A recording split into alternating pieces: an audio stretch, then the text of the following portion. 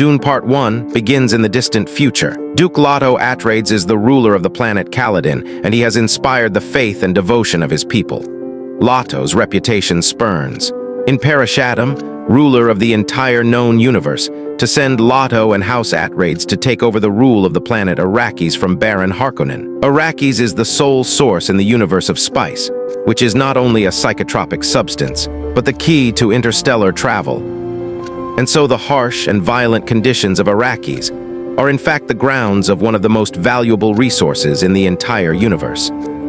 Leto is suspicious of the Emperor's motives for sending him to Arrakis, but chooses to take the position anyway, hoping to forge an alliance with the planet's natives, the Fremen, and Leto is right to have concern, as the Emperor fears Leto's rising power and popularity and works with the displaced. Baron and the Harkonnens to plot the downfall of House of Atreides. Leto's son Paul is in training as his heir and future successor.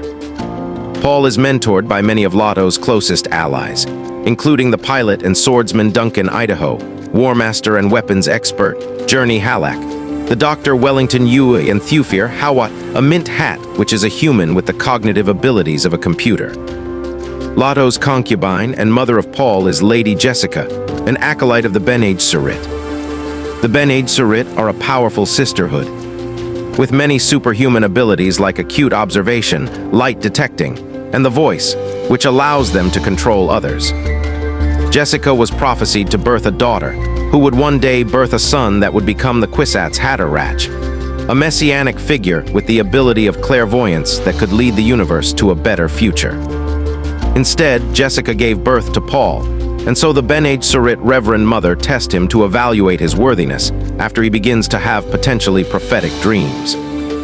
When Paul passes the test, the Reverend Mother secretly visits Baron Harkonnen, asking him to spare the lives of Paul and Jessica in his upcoming war against House of Atreides.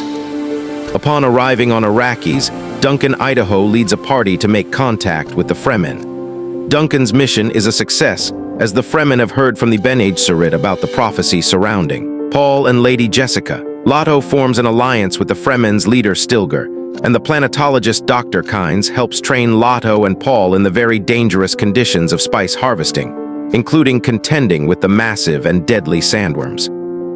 Secretly, Baron Harkonnen kidnaps the wife of Leto's trusted Dr. Yueh. In response, Yueh betrays House of Atreides and lowers the shields of their stronghold to allow the Harkonnens and the Empress Sardakar's army to invade. During the assault against the unsuspecting soldiers of House of Atreides, most of Leto's loyal men are slaughtered, seemingly, including Gurney Halleck.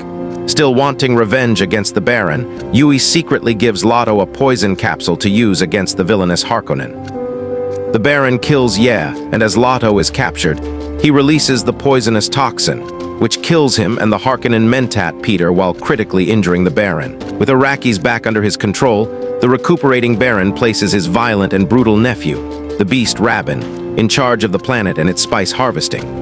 Paul and Jessica are captured by the Harkonnens, but while being transported across the desert, Jessica uses the voice to overpower and kill their captors. As Paul and Jessica trek through the desert to find safety, the surrounding spice causes Paul to have intense premonitions of a holy war that has fought across the entire universe. Eventually, Paul and Jessica are found and rescued by Duncan and Kynes.